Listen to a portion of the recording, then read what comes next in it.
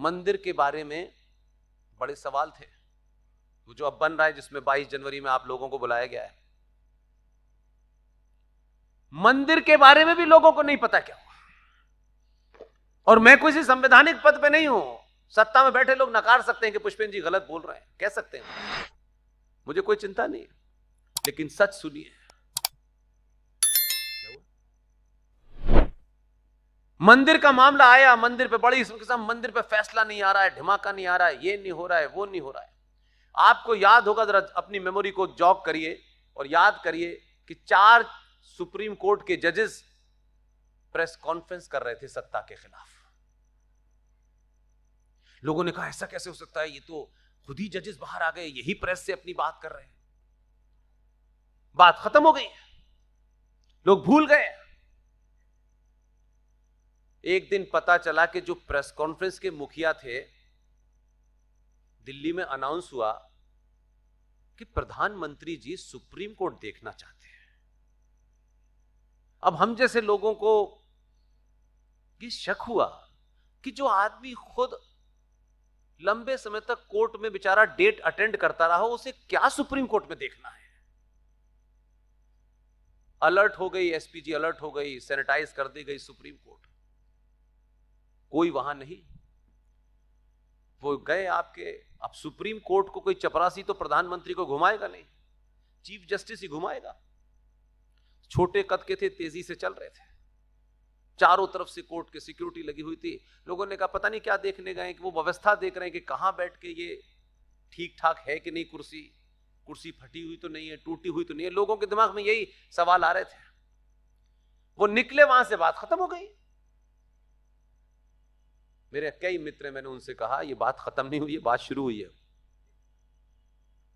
क्योंकि जो स्ट्रक्चर बातचीत होती है ना सत्ताओं की, चाहे वो 2 नेताओं में हो या 2 मंत्रियों में हो, जब भी वो स्ट्रक्चरल बात होगी, पीएमओ ऑफिस में होगी या घर पे होगी, वो सारी रिकॉर्डिंग पे जाती है, वो सबका रिकॉर्ड होता है। उन्होंने, वो जो जज साहब थे जो प्रेस कॉन्फ्रेंस करके सरकार को कुछ ज्ञान दे रहे थे, उसने एक ऐसा कागज कहा ये जेब में रख लीजिए। उन्होंने रख लिया। उस वक्त जब घर पे जाके पढ़ा तो उनको लगा भाई साहब ये क्या दे दिया इसने मुझे। और 1 हफ्ते 10 दिन के बाद उनका बयान आया कि हम राम मंदिर पे जल्द से जल्द फैसला देने वाले हैं। लोगों ने कहा पता नहीं क्या कहानी है, क्यों दे रहा है फैसला। और ऐसा फैसला दिया उन्होंने कि जो दूसरे वाले थे उनकी समझ में आया कि अब इसमें पिटीशन भी क्या करेगी काम। बाद में पता चला कि पर्चे में लिखा हुआ था कि दामाद आपका करप्शन में फंसा हुआ है, फाइल मेरे पास है। सत्ताएं ऐसी ही चलती हैं, ये नहीं ऐसा चलता ये हो वो ठीक होगा, नहीं ठीक होगा। जो राष्ट्र के लिए ठीक है वही ठीक है, सब बकवास है। तो आपने चुना किसे है? आपने का ज्ञान देने के लिए चुना है, बड़ी बड़ी लंबी लंबी कविताओं के लिए सुना है, कोई प्रवचन के लिए सुना है? नहीं, ऐसे होता है। और ऐसा नहीं था कि इनसे पहले नहीं थे, लेकिन उस आदमी को मैं उनको नजदीक से जानता हूं, उनकी डेथ हो गई, उनके जो ओएसडी थे उनकी भी हाल में डेथ हुई है। उनको भी बहुत राज पता थे, और क्योंकि उनके नजदीक था मैं, तो बहुत सारी चीजें बारीक बारीक मुझे भी कुछ कुछ पता है। एक बाबर की बनाई हुई एक जलील इस्लामिक आतंकी ने मंदिर को तोड़ करके वहां बाबरी मस्जिद बना दी थी, और देश लगा हुआ था हम 500 साल से कानून से लेंगे, ये लेंगे, वो लेंगे। उस आदमी को इस राष्ट्र ने वो इज्जत नहीं दी। मैं इसलिए नहीं कि मैं उन्हें जानता था या मेरा कोई उनसे कोई और मामला थे, मेरा मैं इसलिए कहता हूं कि अब अगर वो इस धरती पे भी नहीं है, उसकी पार्टी क्या थी नहीं थी, मुझे उसमें इंटरेस्ट बिल्कुल भी नहीं है। लेकिन इस राज को चिल्ला चिल्ला के बोलता हूं। ये जो आज लोग नारेबाजी कर रहे हैं, पहली बार उस आदमी ने एक सभा में ये बोल दिया कहीं, तो वो तो जा चुके थे बेचारे, पीवी नरसिम्हा राव साहब, उनकी ओएसडी का फोन आया कि ये बात मैं नहीं जानता, आप कैसे जानते हैं? मैंने कहा कुछ बातें जानने के लिए ओएसडी बनने की जरूरत नहीं है, पता रहनी चाहिए, लेकिन उसको इसलिए नहीं बताना चाहिए कि मैं ये जानता हूं, कुछ चीजों को सॉल्व कर लेना चाहिए समय के हिसाब से। क्या जरूरी है आपको ये बताना पहले से? जब काम हो जाए तब बताइए। नरसिम्हा राव अपने ओएसडी से कह के गए कि मैं पूजा में बैठा हूं, मुझे कॉल मत देना। ओएसडी भी सकपका गया है, यार 20 साल से रह रहा हूं, कब पूजा करने लगा ये आदमी। अंदर गए, दरवाजे बंद हो गए और पूरे देश में हंगामा हो रहा है कि बाबरी मस्जिद टूट गई है। जब सब कुछ हो गया तब बाहर निकले और खांडेकर से बोले, क्या बात है खांडेकर? बोले सारी प्रेस खड़ी हुई है। बोले क्या हो गया? सर वहां उन लोगों ने साहब मस्जिद तोड़ दी है। बोले बहुत बुरा हुआ।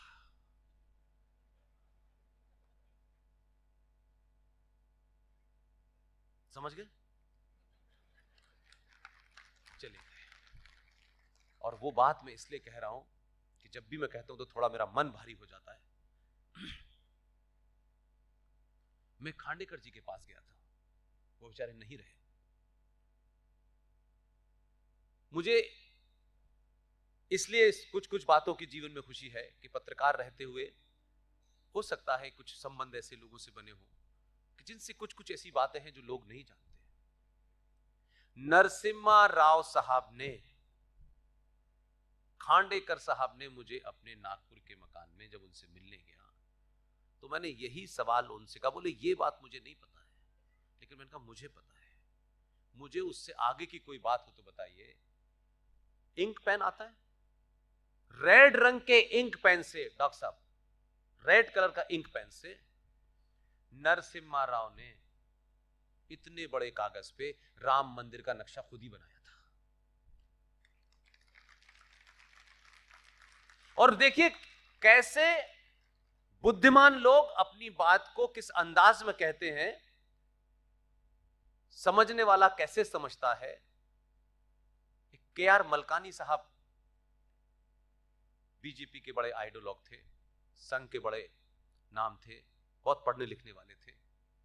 उनके घर पे एक किसी कोई फंक्शन था, उस फंक्शन में ये सब मौजूद थे, यानी नॉन बीजेपी में से सिर्फ नरसिम्हा राव वहां मौजूद थे। बाकी अटल जी थे, अडवाणी थे, कल मलकानी साहब थे, जोशी जी थे। आप सोचिए कि सब बात कर रहे हैं, नरसिम्हा राव ने अडवाणी जी के कंधे पे हाथ रखते हुए ये कहा कि देखिए बाबरी मस्जिद का हल उसे तोड़े बगैर भी तो निकल सकता है। अटल जी मुस्कुराए, लाइन मिल गई है। मैं इसलिए कह रहा हूं कि देखिए आप ये समझते हैं कि राजनीति में जो कुछ हो रहा है बस इस पार्टी उस पार्टी, नहीं, महामूर्ख इस पार्टी में भी बहुत है, इसलिए ये गलतफहमी मत पालिए। दो चार अगर शेर हैं तो उनको शेर बनाए रखिए, उन्हें गीदड़ बनाने की कोशिश मत करिए। इसलिए आप बहुत सारे ऐसे लोग काम करके गए जिनका अंदाजा आपको नहीं, लेकिन आप किन चीजों की वजह से जब पूरी दुनिया खुल के सामने आ गई तो 140 करोड़ में से 22 करोड़ को माइनस करने के बाद आपको किसने रोका है कि आप ये भारत से मैसेज दें कि हम इजराइल के साथ खड़े हैं। इजराइल उस आतंकवाद से लड़ रहा है जो पिछले 500 साल से हजारों लाखों लोगों को लील गया, और इजरायलियों का कर्ज है हमारे ऊपर। एक सेना के चीफ थे जो 71 की लड़ाई के हीरो थे, जनरल जैकब, नाम सुना है आपने? जनरल जैकब कौन थे? जनरल जैकब को उस वॉर के बाद जो भी भारत से बड़े अवार्ड मिले, लेकिन इजराइल ने उनसे कहा कि आप अपने मुल्क आकर के यहां बस सकते हैं। तब जनरल जैकब ने यह कहा कि भारत मेरी मां है, इजराइल मेरा पिता है, मैं मां को छोड़ के नहीं जाऊंगा। ऐसे ऐसे लोग थे।